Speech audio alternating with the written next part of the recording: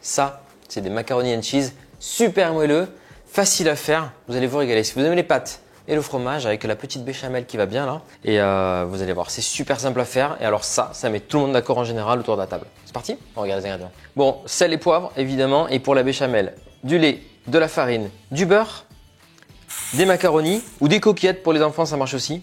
Et là, j'ai surtout donc du cheddar et un petit mélange de gruyère et de mozzarella râpé. Et je mettrai dans ma béchamel un petit peu de noix de muscade. Bon, ça c'est pas dans la recette originale, mais moi, une béchamel sans noix de muscade, c'est pas possible. Allez, on va commencer par la béchamel. Donc je vais mettre mon beurre, on va le faire fondre et on va faire un roux avec la farine qu'on va faire cuire dans le beurre fondu. Allez, quand le beurre a fondu, on va ajouter la farine en une fois et on mélange tout de suite. On va faire un roux. Ne vous inquiétez pas, c'est une casserole qui résiste au fer, au métal.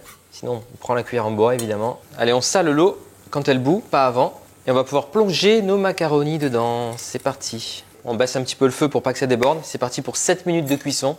Allez, je vais verser mon lait progressivement dans la casserole là. Hop. Voilà, je le mets en 2-3 fois, histoire qu'il n'y ait pas de grumeaux. Alors pour les pâtes, c'est ici 7 minutes de cuisson normalement. Je vais les cuire 6 minutes, un petit peu al dente, puisqu'elles vont cuire encore après dans le four. Et on veut qu'elles se tiennent bien, on ne veut pas de la bouillie.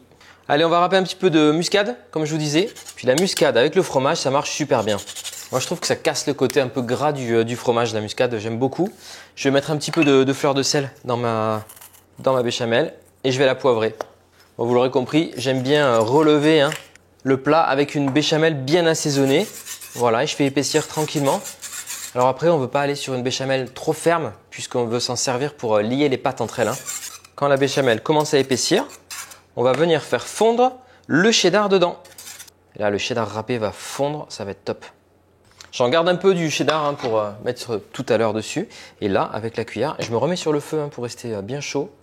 Et on va faire fondre le cheddar dans cette béchamel. Ah, waouh, regardez. Le côté filant, on retrouve un peu le côté aligot là-dedans, voilà. Allez, c'est bon pour moi. Ça, on se met de côté. Je vais aller égoutter mes pâtes et je les rince à l'eau froide direct. Voilà, super important pour pas qu'elles collent entre elles. Allez, regardez, on a les macaronis juste ici. On va pouvoir mettre la béchamel au cheddar dedans. Ça, c'est gourmand. Et on mélange bien l'ensemble. Voilà, il faut que tous les macaronis soient recouverts de cette préparation.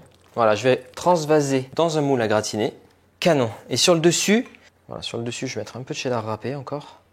Là, j'ai un petit mélange emmental mozzarella. Allez, on se remet un tour de poivre et ça va être bon. C'est parti, on fait gratiner 15 minutes à 180 degrés. Alors, waouh, c'est macaroni and cheese bien gratiné. Regardez, ça, vous mettez ça sur la table. Je pense qu'il y en a pour 5 minutes et le plat est vite prêt à ranger. Et bien sûr, c'est hyper moelleux. On est d'accord. Waouh, super. Waouh. C'est moelleux, j'aime beaucoup. Alors comme tous les plats d'hiver, tartiflette, raclette et tout, les macaroni and cheese, c'est bien, on est bien avec ça, donc on n'en mange pas tous les jours évidemment. Sinon l'été prochain, vous allez me faire la tête. Mais en tout cas, vous allez vous régaler. En accompagnement d'un repas, où vous complétez avec des petites crudités et une petite protéine. Et vous serez bien, faites-moi confiance. Alors comme d'habitude, un grand merci d'avoir regardé cette vidéo jusqu'au bout. Et puis je compte sur vous pour me laisser un petit commentaire, liker la vidéo si vous aimez. Refaites-la à la maison, surtout cette recette. Et puis abonnez-vous à Hervé Cuisine si ce n'est pas encore fait. Je vous attends nombreux. À bientôt.